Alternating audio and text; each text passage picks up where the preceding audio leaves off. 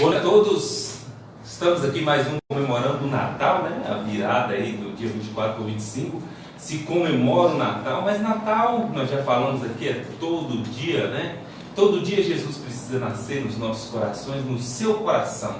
Então, hoje é um dia todo especial, 25 de dezembro, nós vamos estar com uma entrevista fantástica com o pastor e psicólogo Everton. Ele está aqui hoje para esclarecer. Então, por favor, comece a compartilhar essa live, começa a divulgar a nossa live agora, começa a mandar suas perguntas, você que tem alguma pergunta, porque nós vamos falar sobre a saúde, né? A saúde do pastor.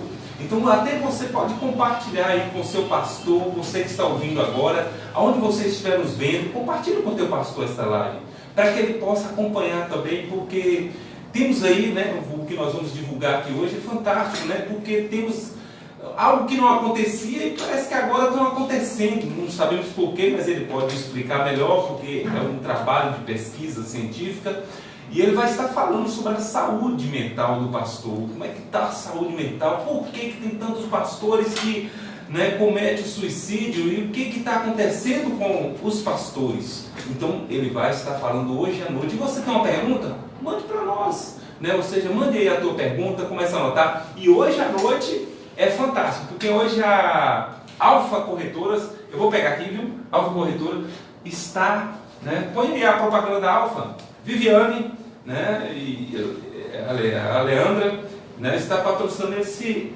Que coisa linda, viu? Dia do Natal, né? Um panetone. Vocês verem aqui os chocolates, fantástico, né?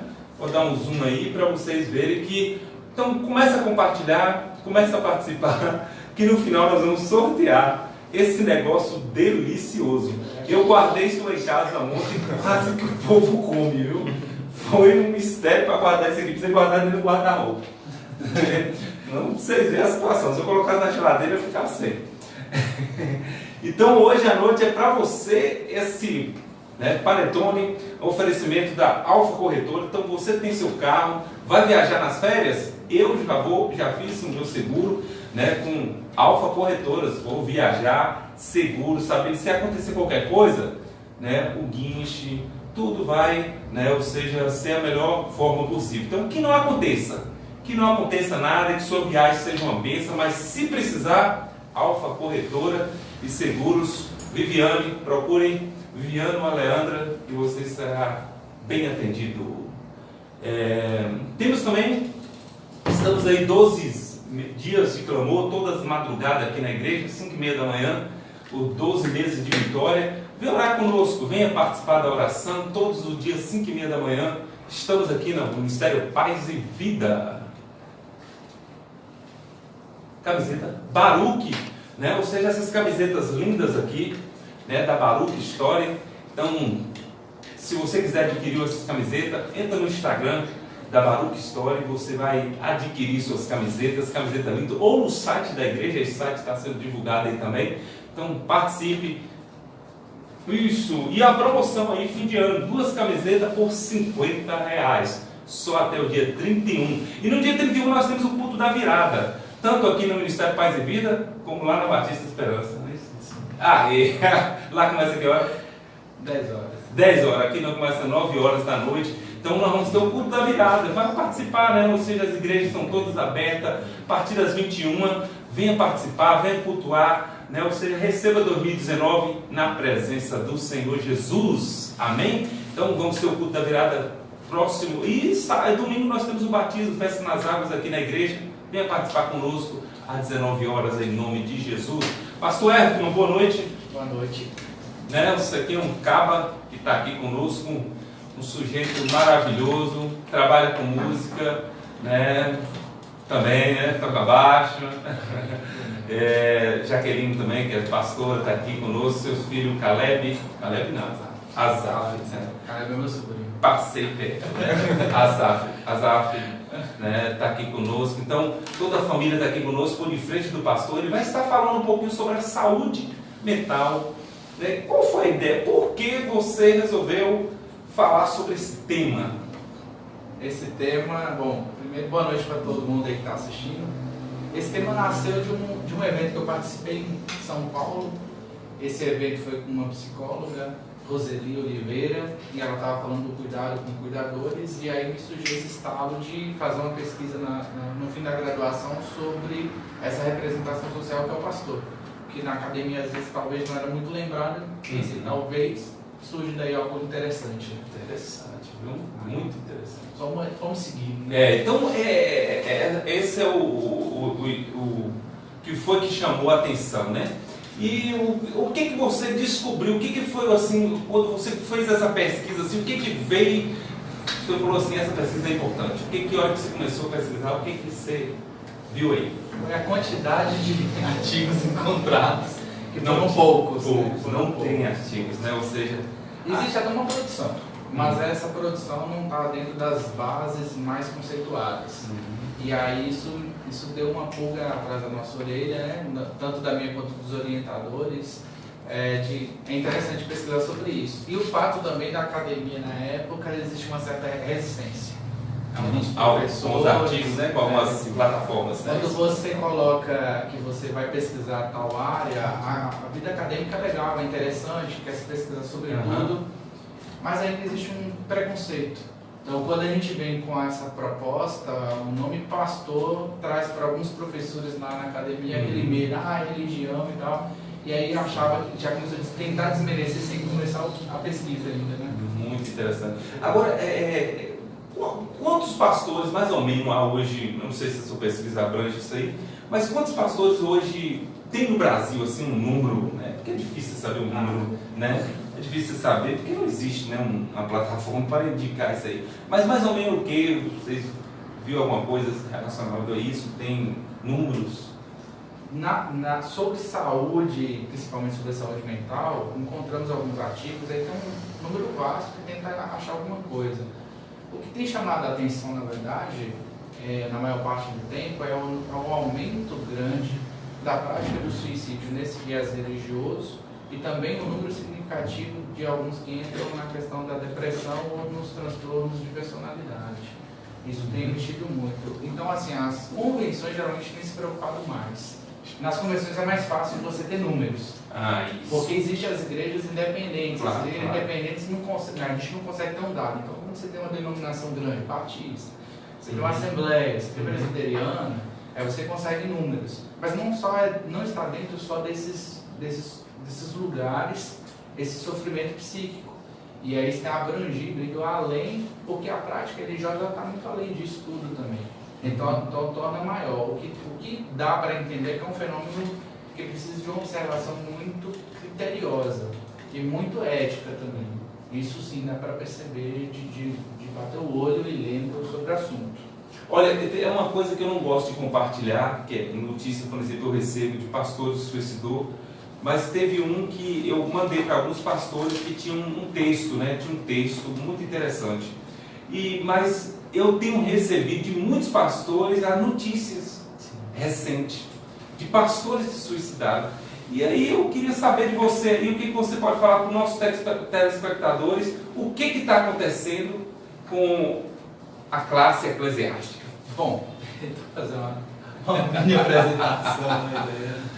Bom, gente, é o seguinte, e é interessante você falar sobre isso, porque eu consegui apresentar meu trabalho no Congresso Brasileiro de Saúde Mental, que aconteceu em Brasília esse ano. Né? Muito bom. A gente colocou lá e foi uma vitória tanto pela escrita ter sido aceitada, aprovada, quanto também pelo fato do título e ter esse viés lá sendo defendido. E é interessante porque eu apresentei no dia 2 de setembro, se não me falei minha memória, dia 3, e no dia 2 de setembro eu recebi, a gente foi informado que no dia 2 um pastor tinha cometido suicídio em Brasília. E aí, justamente isso trouxe à tona no dia 3, ficou aquela reflexão assim, algumas pessoas perguntando e tal. E aí eu coloquei essa imagem para dar uma ilustrada, né, já que estamos falando dessa ideia do pastor, dessa saúde, a ideia de que ele está caminhando, mas sempre tem que andar com alguém do lado. Né? Ninguém consegue fazer muita coisa sozinho, talvez por isso que a Escritura coloca que é bom ou é melhor ser dois do que um. Quando um cair, o amigo ajuda a levantar. E aí eu acho que isso já vai fazendo a gente ter ideia, talvez uma coisa boa da gente pensar em igrejas estruturadas em convenções ou em segmentos que também se se forma um certo rede de apoio, como a CEPAL faz também há alguns anos, que é a tentativa de não deixar mais o líder só. A tentativa, a procura de não deixar ele sucumbindo às necessidades e às dificuldades. Nosso trabalho, quando a gente fez pesquisa, eu e meu colega Lucas, a gente veio com a ideia, mas pode passar. E aí nosso tema é o cuidado com o cuidador, introduzindo o debate sobre a saúde mental do pastor. A gente foi orientado pela Miriam Lima e pelo nosso orientador, que era o Josimar, que também já esteve aqui na igreja, né, várias vezes participando, é um mestre ele. E aí foi quem nos ajudou na elaboração de tudo isso aí. Bom que a gente pode perceber que o pastor ele é uma figura que caminha por uma diversidade de ações, uma diversidade muito grande. Tipo assim, qual seria essas diversidades de ações? O pastor, ele é o conselheiro, ele é aquele que tem que saber sobre cultura, ele tem que estar informado sobre ações sociais, ele tem que estar informado sobre política, sobre meio ambiente, ele tem que saber tudo sobre seu credo, respeitar esse credo, ele tem que manter as tradições da religião que ele segue, do segmento que ele segue. Então ele está inserido em diversas atividades, tanto pessoais quanto coletivas, e dessas todas as atividades pessoais e coletivas, exige-se o máximo. Existe uma ideia da cultura lá fora, olhando para o pastor e esperando algo dele, e existe uma coisa dentro da igreja, olhando para o pastor e esperando algo dele também. Tem uma coisa interessante que você falou essa palavra, por isso que eu chamei a atenção, porque um dia eu fiz um velório, estava fazendo um velório de uma criança de 3 meses. 3 meses, a criancinha, todo mundo ali chorando, eu chorei, todo mundo, e automaticamente aquilo ali segue para o cemitério. Eu desci porque meus meninos estavam participando de uma formatura, automaticamente eu entrei na formatura, no clube de campo, então estava aquela festa. Então eu saí de um lugar de choro, de lágrimas, chorando com a família, e entrei num lugar, num ambiente totalmente de alegria. Diferente demais, né? E aí é interessante que o Misael, que é um pastor presbiteriano, ele vai escrever num site justamente sobre a saúde mental do pastor. Ele vai falar que a vida do pastor oscila num pêndulo entre um sorriso e uma lágrima. E isso eu trago no trabalho também, que é essa variação, né? De manhã visita uma criança que nasceu, à tarde faz um culto fúnebre, à noite ele está no aniversário de outra pessoa, então fazendo um casamento. Então é uma oscilação de atividades das mais diversas. Tem que ser administrador, tem que administrar os recursos, tem que gerir as finanças da igreja, tem que saber onde empreender, depois volta, tem que aconselhar, tem que ir fazer visita. E tem que levar ainda para casa o que ele ouviu, né? Porque o aconselhamento não é uma coisa só somente que você deu o conselho, mas você fica com aquilo porque é família, é igreja. Aí você leva o problema para casa, né? Você vai ali ruminando aquele problemaço ali, entendeu? E vai para casa, tem a esposa, tem filhos, tem dívidas, né? Tem aí coisas, né? Se a gente parar para pensar, se a gente fizer um recorte entre o pastor e depois a família, talvez a família do pastor é outro objeto de estudo que poderia ser pensado. Por exemplo, assim, o quanto a família fora o pastor sofre pelo que o pastor sofre, sem às vezes ele até compartilhar isso, inclusive, porque muitas vezes o pastor não compartilha, né? Muitas não, acho que quase todas, tudo que acontece, na ideia de poupar, na ideia mas querendo ou não, o outro lado sente, porque comportamento é comunicação é tudo, né? Todo comportamento é comunicação, como diz a teoria da comunicação, né? O jeito de mexer no olho, o jeito de a gente abraçar, está comunicando. Está comunicando, então a gente está mexendo com isso. Não passa despercebido, porque, por exemplo, se a gente vê aqui que a própria classificação brasileira de ocupações, ela coloca a função pastoral escrita, por exemplo. O pastor não é um emprego, ele não tem como você fazer um registro do pastor para ele ter alguns benefícios como qualquer outro trabalhador, né? Mas o Ministério do Trabalho e Emprego, ele classifica a função pastoral no código 2631. Esse código, ela coloca várias atividades do pastor. Se você colocar lá e procurar esse livro, e aí vai estar tudo isso, né? Atividades litúrgicas, aconselhamento, saber sobre ação social, saber sobre isso, dar informações sobre cidadania e assim por diante. Então é muita coisa, só que não fica só nisso. O pastor, ele também, de certa forma, se a gente for um pouco ser mais objetivo, sem ser simplista, ele é cuidador. E aí é que começa toda a história da coisa, né? Isso aí. E como ele é cuidador, acho que não está passando. Eu não estou passando. Pode ir passando então. Aí, como ele é cuidador na ideia de que ele está cuidando de outro. O que é um cuidador? São aquelas profissões que a pessoa exerce em relação a outro que está do lado. E o fato dele estar exercendo esse cuidado em relação aos outros, coloca ele em alguns lugares, em algumas realidades, em alguns sucessos, mas também em alguns fracassos e algumas decepções. Apesar dessa ideia de cuidador e das políticas de cuidado aos cuidadores, cuidador de idosos, cuidador como os enfermeiros, cuidador como médicos, são profissões de cuidado. A gente também pode ver que lá no primeiro século já tinha esse olhar para o pastor. A gente vê Paulo escrevendo aos líderes de Éfeso, e aí em Atos 20, 28, ele fala: cuidem de vocês mesmos e de todo o rebanho sobre o qual o Espírito Santo os designou. E aí, queria destacar, pode dar mais um? Cuidem de vocês mesmos. Cuidem de vocês mesmos. É a ideia de que é preciso cuidar e é preciso cuidar também de si mesmo. De si mesmo. Boa, olha, pessoal, estamos participando nessa live com o pastor Everton, psicólogo também, e ele está falando sobre a saúde mental dos pastores. Então, por favor, mande aí se tem alguma pergunta, mande perguntas aí. E essa palavra aí, cuide de vocês mesmo, é uma palavra que eu gosto muito, porque é algo que eu levo para a vida. Quando eu li esse texto pela primeira vez, eu como pastor, eu peguei para mim. Porque é o seguinte, eu não posso cuidar do outro se eu não cuidar de mim. E eu tenho que cuidar de mim primeiro para não cuidar do outro, né? E isso é fantástico. Então, o cuidado como cuidador. Pode fazer a pergunta.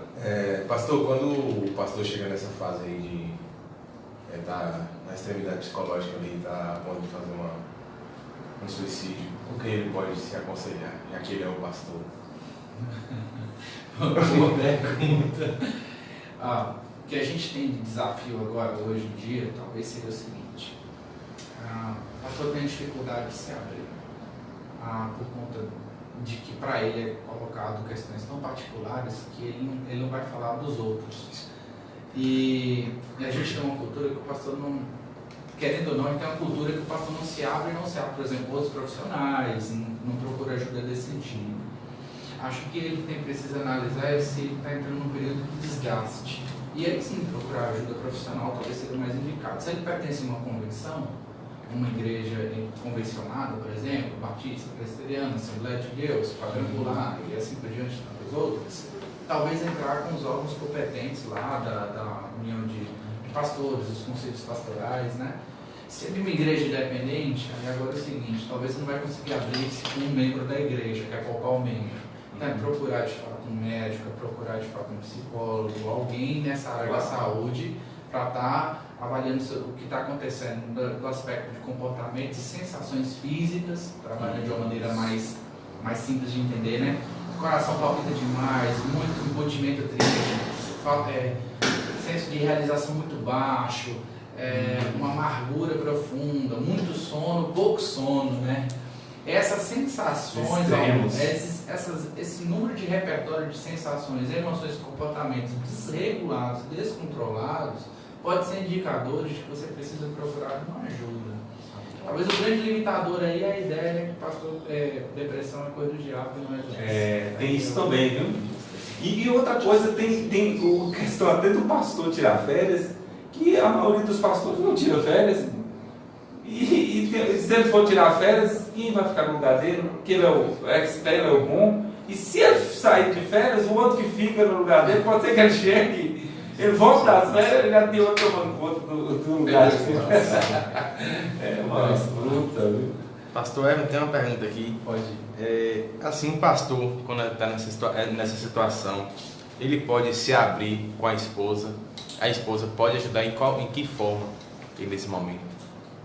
Bom, dependendo do que for, no sentido dele é se abrir em termos de que ele está percebendo que ele não está bem, que ele está passando por isso. Obviamente, talvez até a própria esposa já deu essa luz para o cara, né? Acho que você não está bem, talvez não pensa dessa maneira, porque infelizmente dentro do mundo religioso ele é vasto. A gente não está falando de uma igreja de um pensamento só, a gente tem diversos.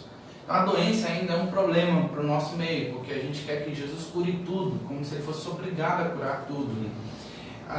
E às vezes a esposa está dando esses indicativos, olha, você precisa descansar, olha, você precisa estar mais com a família, olha, você precisa confiar mais nas pessoas. Isso aí ela já está dizendo, você está sobrecarregado, você não está percebendo os sinais. Talvez quando ele fala isso, ela volta dizendo, eu acho que já é uma boa de compartilhar, mas na ideia de que talvez ela também esteja sendo adoecida junto. Então não procurar jogar para a esposa a responsabilidade de fazê-lo ele ser restaurado, mas só como um apoio, como um lugar de apoio de ir junto com ele e procurar essa ajuda. Porque senão ela sobrecarrega a mulher para duas funções e a mulher já é sobrecarregada. Então a gente já acaba adoecendo duas pessoas. E a depressão sempre tem uma causa, viu? Ragnar de Batista tem uma pergunta aqui. Sim. Boa noite, pastor Everton, né? Vou direcionar para os dois aqui. O que a igreja pode fazer para cuidar de quem cuida dos pastores? Você quer? Não, você. Vai entrevistar.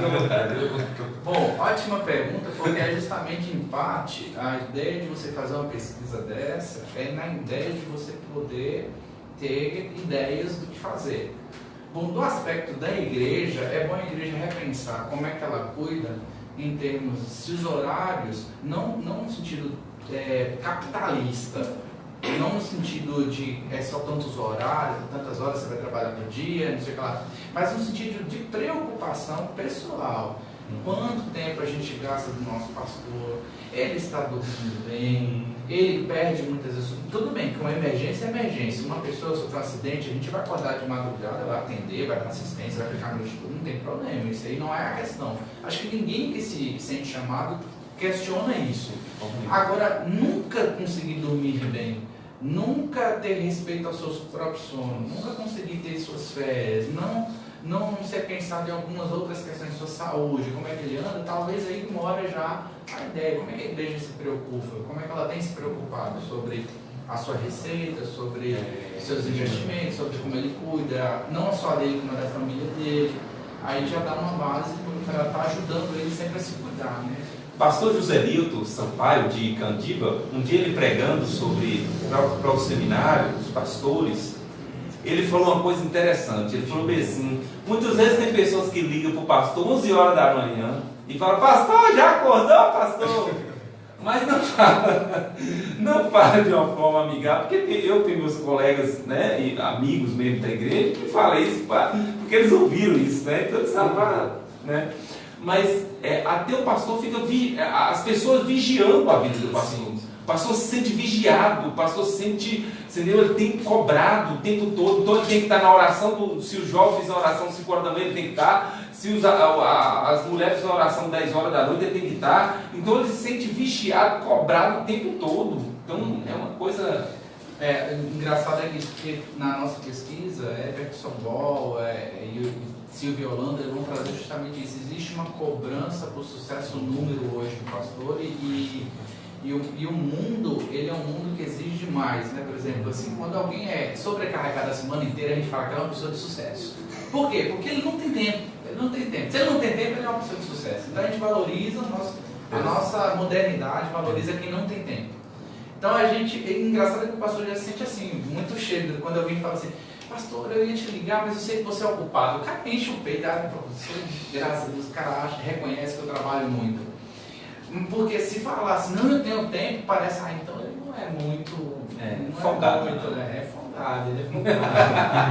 Então tem essa ideia de você sempre estar ocupado é o que tem gerado o que a gente chama de estresse ocupacional. Isso em diversas áreas, do trabalho. E o pastor gosta desse estresse, entendeu? Ele quer que todo mundo avise ele de tudo. Pastor, vamos comprar uma bala. Avisa pro pastor. Pastor, nós vamos, entendeu? Eu vou entregar um folheto lá na Praça do Feijão hoje à noite. Pastor, aí ele quer...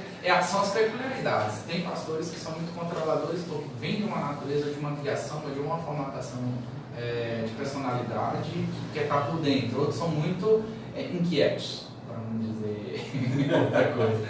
E aí isso tudo movimenta esse ser humano e aí a igreja vai vivendo isso aí. Só que às vezes isso é prejudicial. Ele precisa também estar atento até onde vai, até onde não aguenta. Na ideia do estresse ocupacional é interessante pensar o seguinte, que é o que Batista, na monografia de 2014, vai trazer.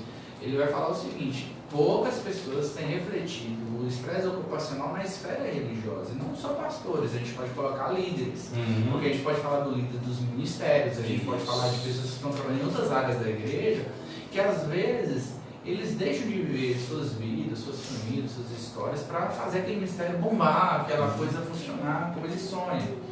E o estresse ocupacional é desgastador, demais da conta, inclusive.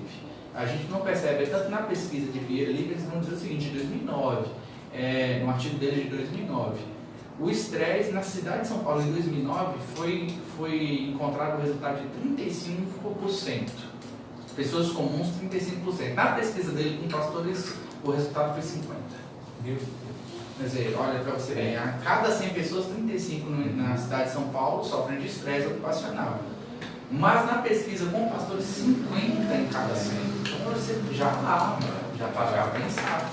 Esse ambiente, que é o ambiente acolhedor, que é o ambiente de tratamento, de cura, é um ambiente estressante. E aí a gente para fazer outra coisa. Batista vai falar o seguinte, que nas pesquisas, a religião, a fé, a crença, ela entra como algo bom em combate à depressão, em combate ao pensamento suicida, à ideação suicida e tudo mais. Então você tem o que? A fé, a crença, isso, funcionando na ideia de dar significância, dar significado. Agora a pergunta é: e quando esta fé para de ocupar esse lugar e ela passa a ocupar o lugar de causadora da dor? E agora a gente precisa repensar isso. Pode fazer, doutor. Tem uma pergunta aqui de Carlos PGB. Um pastor depressivo pode continuar exercendo o ministério? E quais os sinais mais claros assim, que ele está com depressão? Olha, um pastor, qualquer pessoa, né? Qualquer pessoa pode continuar trabalhando, apesar de que doença, ninguém pega doença porque quer. Vou pegar uma depressão, então não é bem assim. Agora, lógico, se ele tiver uma depressão maior, que é a mais severa, ele precisa de processo de tratamento. Isso aí vai ter que ser limitado com tempo, com tratamento provavelmente farmacológico, farmacoterápico e também psicoterapêutico, né? Passar tanto pelo psiquiatra quanto... E aí, agora sim, ele pode continuar? Isso é ele que também vai dizer, né? Junto com a igreja, porque assim, se ele consegue superar sintomas, melhora sua qualidade de vida e tal, ele vai continuar cuidando das pessoas e tudo mais. Perceber esses sinais vai muito da igreja também. Está percebendo que o pastor não consegue, está vendo ele sempre deprimido, está vendo com falta, sem senso de realização, e aí uma série de outras coisas. Aí vai percebendo para chamar ele, para levar talvez junto com ele alguns irmãos, o conselho da igreja, os irmãos mais maduros. Chega junto, leva ele no médico, esteja junto, cuide. Na verdade, não jogue para fora, é o contrário. Talvez o grande problema da função pastoral é porque passou-se a ideia de que o pastor cuida de todo mundo e ninguém cuida do pastor. E aí o que acontece? Na verdade, a gente tem um sumo pastor, que é Cristo. Os outros pastores são co-pastores, auxiliares. E aí, o Novo Testamento ele tem uma coisa linda que a gente chama de mutualidade, que é uns cuidando dos outros. Se a gente joga toda a responsabilidade para uma figura só, ela fica sobrecarregada mesmo. Talvez por isso que não é assim, porque a gente joga isso como mercado. Agora o seguinte, tem pesquisa sobre os padres? Tem também. Você tem pesquisa de clérigos, que aí algumas pesquisas, dentre as quais a gente leu, ela fez a ideia de liderança religiosa. Então ela estudou pastores na ideia de estresse mesmo, estudando o estresse da ocupação, o estresse nas vidas. Alguns escritores que a gente leu também, como Pércio Ribeiro Gomes de Deus, que é um psiquiatra que ele escreve dentro da vertente da depressão entre pastores mesmo. E esse é um trabalho muito bom. Então você tem sim gente estudando os clérigos, a liderança religiosa, pastores e pastoras também. Só que cada delineamento, só que ainda assim é muita pouca pesquisa. Se você pesquisar alguns outros temas, você vai achar artigo para valer de ouro. A maioria são só bibliográficos, né? Pesquisas de campo mesmo ainda são poucos. Que essa que é o interessante para nós, é você fazer uma pesquisa com o profissional, com o pastor, com o padre e assim por diante. Você colhe dele o dado, o resultado, não lendo apenas dizem isso. Tem uma pergunta aqui de Elvira, ela fala assim: queridos pastores psicólogos, quais os preparos que o pastor deve ter para enfrentar a sociedade vigente? Nossa, eu acho que o preparo vai variar muito de muita coisa hoje, porque eu acho que a gente está precisando ensinar as pessoas a viverem, né? Primeiro é viver. Se eu fizer um contraponto disso para uma coisa mais ampla, eu diria o seguinte: igual criança, não sei quantos aqui vão lembrar de infância, né? Subia no pé de manga, botava a perna, chorava, e depois subia de novo. A gente não tem nem pé de manga mais para subir hoje. A gente não chora, a gente tem espaço para o corte, a gente não tem espaço para a dor, a gente não tem espaço, a gente não dá esse espaço, a gente procura criar sempre ambiente de prazer, ambiente de satisfação, onde não existe lugar para dor, para angústia, e excluir uma sociedade viciada nesse sistema. Esse pastor vai ser chamado, ele vem dessa sociedade. Se essa sociedade está adoecida nessa maneira de formatar pessoas, obviamente que esse pastor ele não é um Deus, ele vai estar perpetrado por essa visão. E os membros também. Por isso que precisa de sucesso número, né? O pastor precisa dar resultado. Porque as pessoas querem sentir que estão bem, estão satisfeitas. É a ideia do capitalismo. Estão gerindo prazer. E aí fica difícil para o pastor, porque se ele começar a apertar, dizendo que você precisa ser frustrado, Deus não vai te dar tudo o que você quer, muita gente não gosta dessas igrejas. E aí começa a haver muita dificuldade. É interessante, pastor. Eu conversei com uns pastores esses dias falando que ia ter essa entrevista aqui. Aí eu falei com ele, alguns pastores falaram assim: eu já abandonei. Eu não tinha condição. Eu abandonei a igreja, entendeu? O ministério não dá para mim, porque eu vi que eu estava adoecendo. Olha que interessante, porque quando ele percebe que ele estava adoecendo, ele viu que o limite dele. E isso é interessante, é o pastor saber do limite dele. Então, se ele sabe do limite dele, ele fala: até aqui eu posso ir, aqui eu não posso ir. Então, porque senão eu vou adoecer minha família, vou perder minha família. Tem muitas pessoas perdendo a família, porque não é só o suicídio, né? Mas perde até a família, perde os filhos, perde a esposa, porque ele quer resultados. E essas igrejas, muitas vezes, resultado até financeiro, né? Ou seja, o cara prega domingo à noite, faz a oferta domingo à noite, e de repente de manhã, como é que foi o culto ontem? Recebeu quanto? Entrou quanto? Aí a pressão é tanta. Eu já vi pastores chegar para mim e falar: pastor, eu não entro no telefonema de domingo de manhã, porque aquele telefonema mata comigo, entendeu? Acabava comigo aquele telefonema, porque era uma cobrança. Igual o vendedor sofre muito, né? 5 horas da manhã, ó, o vendedor, você tem que sair hoje para vender, você tem que sair para vender, entendeu? O açaí está aí, mas você tem que vender, entendeu? Então aí a pressão, né, é terrível no seu vida. Tem uma pergunta aqui, Giliardi Nunes. Como o meio pentecostal e o neopentecostal observam a depressão do pastor, dos pastores? Boa, viu, Gila? Gila é fazendo doutorado em Brasília. É Donato? Não. Nunes. Pastor, antes da resposta, tá Josimar Silva assistindo aqui e Luiz Soares também. Aê! Nossos professores. Pode responder o pentecostal aí. Não, pode responder. Não, se existe assim, né? Ou seja, porque o pentecostalismo trata um pouco com o demônio, né? O neopentecostal, né? O neopentecostal. Mais que o pentecostal. Eles tratam como demônio, né? Então, muitas vezes a pessoa passar a enfrentar uma depressão, demônio.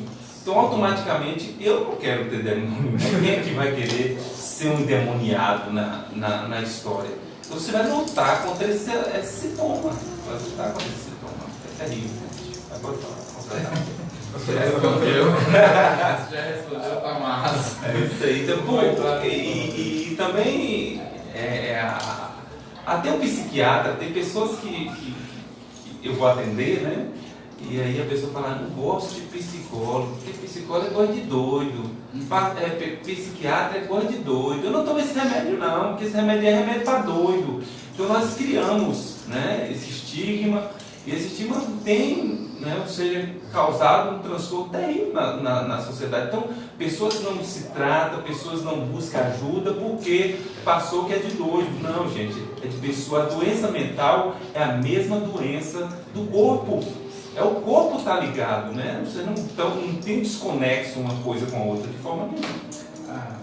Talvez é tirar um pouco só essa cisma, né, da ideia. Não é só o pentecostal, né, que tem esse problema. A sociedade em geral tem um preconceito, tem um medo, tem um estigma, psiquiatra e tal. Não entende ainda essa coisa das doenças mentais e tal, e do sofrimento psíquico, né? Mas é difícil mesmo lidar, porque até você quebrar um estigma, quebrar uma imagem dessa e poder ajudar as pessoas que mais precisam, é tentar criar ambientes saudáveis. E esse trabalho é para isso. Esse trabalho que tu está fazendo, que levante outras pessoas na universidade, nas igrejas, para fazer esse trabalho. Porque esse trabalho é uma porta que está se abrindo para dizer, olha, pastores também adoecem. Pastores também precisam de ajuda. Pastores também precisam de um abraço. Igreja, abrace o seu pastor. Ame o seu pastor. Cuide do seu pastor. É isso que ele está querendo dizer. E é interessante que na hora que fez a inscrição lá para o trabalho, lá no Congresso Brasileiro de Saúde Mental, lá em Brasília, que não tem nada de religioso, né? Mundo acadêmico, a atendente foi fazer lá, ela olhou assim, parou, chamou a outra. Olha que tema! Eu nunca pensei nisso aqui. E chamou outra atendente e foi mostrando para me dar o certificado, né? Aí foi mostrando, chamou atenção. Interessante. Fala aí, meu jovem. Elvira, pastor, fala assim: um pastor que se profissionaliza não é bem visto. Vocês sofrem isso por ter feito um curso de psicologia? O que você poderia dizer da experiência de vocês? Ai, viu? É interessante, viu? Você pergunta aí? Não? Bom, de fato, tem que ter alguma dificuldade, porque assim, tem denominações que valorizam muito o pastor que estuda.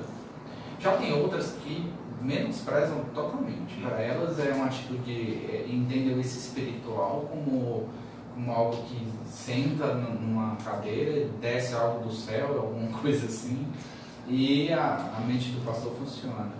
E quando ele estuda, ele diminui a ação de Deus sobre a vida dele e assim por diante. Então, tem essa dificuldade mesmo de ser visto dessa forma ainda, que você está olhando aquilo com respeito, com qualidade, com dedicação e tal. Acho que quando o pastor estuda, e quando ele vai trabalhar pelo que ele estuda também, aquilo que ele estudou, e complementar isso com a igreja, eu acho bom, vejo como positivo. Só que cada realidade vai ser cada realidade. Acho que cada igreja é cada igreja e cada pastor é cada pastor. Acho que não existe uma receita, mas eu acredito que tem uma boa comunicação, dá para criar esse ambiente saudável em todos os lugares. Isso aí. E penso que é legal. Porque tem pessoas que têm a baixa estima, né? Ou seja, baixa autoestima, que ele já, quando o pastor fala assim, terminou a graduação, seja de direito, seja de psicologia, seja, né, qual for a área, as pessoas já veem ele muito acima, então já quer que ele abre, né? Ou seja, agora ele só vai falar de psicologia na igreja, né? Agora ele só vai enxergar direito, leis na igreja. Então cria essa questão, né? Ou seja, mas todo profissional que é pastor sabe o que vem primeiro. Né? O que vem primeiro? Então cada um sabe, nós sabemos o ambiente que nós estamos. Talvez esse é o desafio. Quando a gente está estudando, a gente talvez não mudar a exegese, nem a hermenêutica. Porque talvez assim, o cara faz um curso lá, sei lá de quê, e aí ele chega só falando daquilo na pregação. Aí você fala, ele não interpretou o texto, ele está falando daquilo. Talvez a igreja sente, e aí ela começa a repudiar esse comportamento. Não o fato dele se tornar mais capacitado, não o fato dele estar agregando a imagem do evangelho em outros ambientes, que é muito legal. Eu lembro que Kelly falava assim comigo, assim, eu penso que o pastor deve trabalhar em outros lugares fora da igreja, para ter experiência com a sociedade. É interessante que ao ir para a faculdade, ter naquele ambiente, aquela comunicação, conversar com gente que não fala crentez e tal, eu acho produtivo hoje. Eu não tenho vício de linguagem, nada contra, mas você não vai me ver falando assim, por exemplo, ei varão, vaso, a não ser uma brincadeira, mas eu não chamo as pessoas assim, nada contra quem chama, continua chamando, mas é porque isso não faz sentido para quem não é crente. E eu acho que, muito pelo contrário, quando a gente está nesses outros ambientes, a gente consegue entender como é que eles falam, o que eles sentem, e a gente consegue dar uma resposta de Cristo na linguagem que eles entendem, não na linguagem que só a gente entende. Claro. Pode ter mais alguma pergunta? Vamos voltar para o tema, e aí você já pode caminhar para a sua finalização, que for o seu objetivo principal desse artigo? Então, pode passando aí pra mim. Então, aí, Marcos Quaresma vai passando, passa, isso aí, porque já falamos, não vai tomando muito tempo. Bom, essa imagem aqui é para chamar a atenção mesmo, né? É para o cara aí e tal, e ele parece ser pastor, tá de gravata. Então, ainda tem esse mito, pastor tá de gravata. Eu não uso porque tem uma pesquisa que diz que a falta de oxigenação no cérebro faz o cara falar besteira. Então eu não uso gravata para diminuir a oxigenação no cérebro. Passa aí.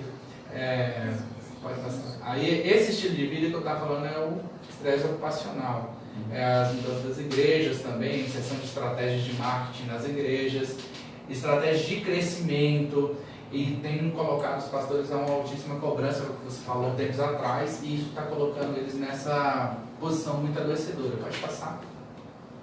Se tiver uma pergunta, você fala assim, não. A carga horária excessiva é outra coisa que a gente descobriu bastante no trabalho. Todos os trabalhos salientaram em média 50 até 55 horas semanais. Porque o pastor ele não tem um período de trabalho, é matutino, vespertino e noturno e madrugático, né? E não tem horário de almoço? Né? Ele tem que flexibilizar o horário. Precisou, ele tem que estar disponível. Pelo menos as igrejas pedem isso para o pastor. Por ele querer fazer o trabalho tão bem feito, querer estar acessível, a maioria vai tentar fazer isso. É onde que quando não consegue fazer um gerenciamento, aparece muito adoecimento. Pode passar. Tem a pergunta? Tem uma pergunta aqui de Neto. Manel, pastor. Manelo. Diante desse tabu de se falar nos púlpitos sobre este assunto, como que o pastor deve se abrir ou tentar se curar? Além de Deus e família, que tem mais uma aqui. Não seria a hora dos pastores começarem a abrir os olhos das igrejas para atentar-se a isso? Sim, a hora é necessária de abrir os olhos da igreja. Acredito que o melhor é cada pastor conseguir formar o seu conselho de igreja de uma maneira saudável. O que é o conselho de igreja que eu estou chamando? Assim, como cada igreja tem uma estrutura de governo diferente, eu vou chamar conselho de igreja os irmãos de ministérios ou a diretoria, não sei como é que seria cada igreja, mas assim, os mais maduros, os mais de confiança, os mais responsáveis. Se essas pessoas que ocupam esses lugares não são as pessoas que podem ajudar o pastor a se curar, essas pessoas não podem estar nesses lugares, nesses cargos. Porque é o seguinte, se ele não consegue ver o pastor nessa posição de que às vezes ele tem que estar lá para ajudar, como é que ele está ajudando o outro membro, a outra ovelha? Então ele não está ali pelo bem-estar da igreja, ele está pelo bem-estar de si mesmo, pelo bem-estar de ocupar cargo. Essa pessoa não é confiável.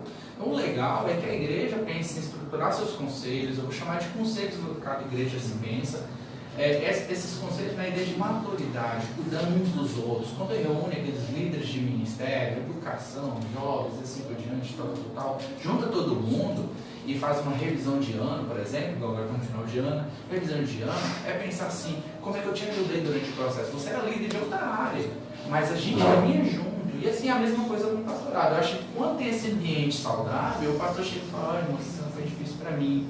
Chorei muitas vezes por isso. Talvez ele não vai contar tudo que ele escuta, mas ele vai falar dele, que é o que importa. Quando ele falar dele, que é o que importa para esse conselho, o conselho volta ajudando o pastor, para não sobrecarregar o pastor e a família dele. Porque senão o pastor vai pirar lá em casa, ele vai descer em casa e tal. Assim como 9 de setembro de 2014, um pastor aqui da primeira igreja batista de Serrinha se suicidou. Estava lá, almoçou, jantou com a família, foi no quintal, só viu o estouro. Aí, 9 de setembro de 2016, o pastor no norte de Minas, da Presbiteriano, se suicidou. Nos 30 dias de dezembro de 2013, 3 pastores americanos se suicidaram. No final de 2014, início de 2015, 4 pastores americanos se suicidaram. No início desse ano, 3 pastores se suicidaram. Há poucos dias atrás, mais 2 se suicidaram. Aí você fala, como é que está acontecendo isso num alto grau de acontecimentos? Isso é o que a gente sabe, né? Isso é o que a gente sabe. É isso aí. Não tem todas as informações. Não tem todas. E outra coisa de igrejas estruturadas. É isso, o que assusta não é porque é de uma igrejinha lá, aquela igrejinha lá. Não, de igreja estruturada. Quando eu recebi a primeira igreja batista de Goiânia, porque os batistas são organizados, né? Pensou, Uma rede de né? apoio. Tem. Primeira igreja batista, moço, aquilo me assustou, foi isso que me assustou, entendeu? Vem me assustando cada dia que passa, e pessoas jovens, né? Então tem acontecido isso, então nós precisamos falar mais sobre isso, e falar sobre isso é a forma de as pessoas pedir ajuda, pessoas que estão do outro lado, que muitas vezes está sofrendo e não pede ajuda. Procura uma pessoa de confiança, procura uma pessoa que você confie, fale o seu problema, fale da sua dificuldade, mas não sofra sozinho não. É hora da gente cair numa realidade e ver, nós somos seres humanos, somos pastores, mas não ainda estamos no céu, estamos na terra, precisamos de ajuda. Eu acho que casaria muito bem disso lembrar, por exemplo, quando Deus chama Moisés. Ele chama Moisés, a gente lembra muito da figura de Moisés e cajado, né? Liderança, uma coisa assim. Mas na hora de ele dar o sinal para Moisés, de chega ao povo e fala tal coisa, ele primeiro dá um outro sinal para Moisés. Ele dá o sinal, coloca a mão sobre sua roupa, tira, está com lepra. Ele coloca de novo, tira, está curado. Porque não tem como você ser líder se você não souber o que é estar doente. E não tem como você ajudar as pessoas a ser curadas se você não for curado. Eu acho que o processo, que casa muito bem com o que o pastor Hélio falou, é justamente essa ideia da gente criar nos ambientes das igrejas, os ambientes saudáveis, de entender que as pessoas que entram todas assim mesmo. E que o fato de olhar para o pastor que ele é possível estar doente não diminui enquanto chamar de Deus. Não diminui. Muito pelo contrário, é justamente no exercício da igreja. São vasos de barro, todos são vasos de barro. Todos são vasos de barro. Todos quebram. Todos são para ser quebrados. E a ideia é essa, de a gente olhar que ele está lá como alguém que está passando pela mesma coisa que muita gente está passando. Que ele pode ajudar justamente por ser humano, e não pelo contrário. Que Jesus fez a missão dele fazendo-se humano para conseguir atingir a gente. A gente espera que alguém seja quase desumano para fazer algo por nós. É aí que está o nosso erro, é o nosso maior pecado.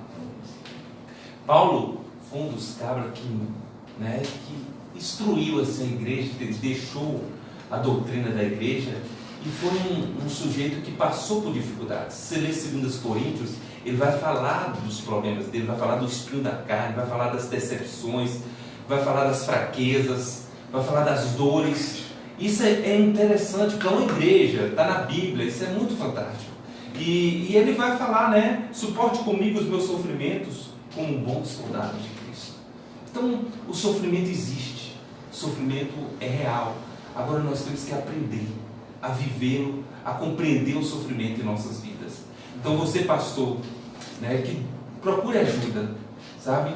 Procure, seja claro com a tua igreja, seja claro com esse conselho que tu falou, seja claro com a igreja, não esconda, não sofra calado, peça ajuda, porque hoje você está tendo a oportunidade. Quantos passaram que não teve? Quantos já foram que não teve essa oportunidade de ouvir?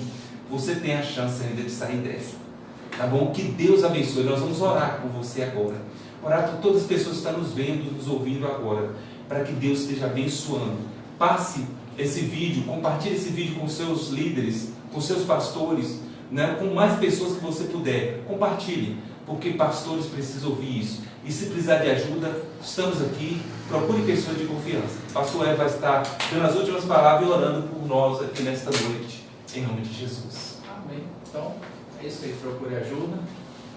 Procure alguém que você possa confiar e mostre esse lugar de ambiente saudável, né? Tem uma imagenzinha, se você puder botar umas pedras aí, acha ali pra nós. Acha lá da pedra que eu fecho com ela e aí vamos orar. Onde passou? Aí, volta. Vamos voltar. Deixa eu voltar. Tem tanta coisa para falar, mas não tem. Acho que aqui é a ideia, né? A ideia é. As dificuldades virão, mas a gente tem que achar equilíbrio. Né? Fantástico. Achar equilíbrio. E essa é a dificuldade do ministério. Às vezes a gente está só de um lado. A gente tem que manter tudo equilibrado. Às vezes a gente está do outro lado. A gente tem que tentar manter tudo equilibrado. A gente está ouvindo uma história de uma parte do casal. E a gente tem que tentar manter tudo equilibrado. A gente está ouvindo um adolescente que está cortando ou o quadril ou os pulsos. A gente tem que manter tudo equilibrado. E assim por diante, a gente vai acontecendo tanta coisa De boas. equilíbrio. E aí tem que manter o equilíbrio interno, no meio de tantas pressões e exigências. Vamos orar? Senhor nosso Deus, Pai de graça, muito obrigado por estarmos aqui nesse 25 de dezembro, gente, conversando sobre um tema muito propício. É verdade. Para um tempo tão necessário, para uma gama de realidades onde a igreja precisa cada vez mais estar fortalecida. É verdade, Jesus. Ajude-nos, ajude a igreja brasileira, ajude a igreja do Brasil, seja ela qual for o nome, mas ajude a igreja brasileira. Ajude os homens e mulheres que o Senhor tem chamado e vocacionados. Muitos abandonaram tantas coisas por amor ao Senhor. E no amor ao Senhor encontraram os desamores humanos. Mas eu acredito que o Senhor, que sabe de todas as coisas, não deixará nenhum dos seus órfãos nem desamparados. E assim nós te pedimos a cada pastor e líder de ministério e pessoa que doou do seu tempo e muitas vezes se sentiu esgotada, desvanecida, sentiu às vezes irritabilidade profunda ao exercer aquilo depois de um tempo. Que o Senhor esteja revigorando o coração, trabalhando na membresia dessa comunidade, fortalecendo os vínculos necessários, curando e restaurando, porque o Senhor é o Deus que cura todas as coisas. Amém. Assim nós oramos em nome de Jesus. Amém. Amém. Glória a Deus. Obrigadão, pastor. Obrigadão, Azaf, José, pastora. A plateia, né? A plateia aí, a galera, né? Os dois, Rafael, está aí conosco. E vamos sortear? Vamos sortear o panetone. Vamos ver para quem vai esse panetone tão saboroso, gostoso, maravilhoso. Bora lá, pastor. Vamos lá. Número 45, Thalita Alves. Jesus. Deus abençoe, Thalita. Thalita do BNH? Essa mesmo. Do BNH, que Deus abençoe. Muito maravilhoso. Amanhã você retira aqui, né, na igreja. Que Deus abençoe sua vida. Mais uma vez, obrigado, viu? Que Deus abençoe. Continue nessa missão. Que Deus abençoe toda a plateia, né? Que Deus abençoe todos aqui que estão nos ouvindo, nos vendo. Que Jesus esteja reinando no coração de vocês. Um feliz final de ano, né? Um ano de 2019 abençoado para todos nós. A paz do Senhor Jesus.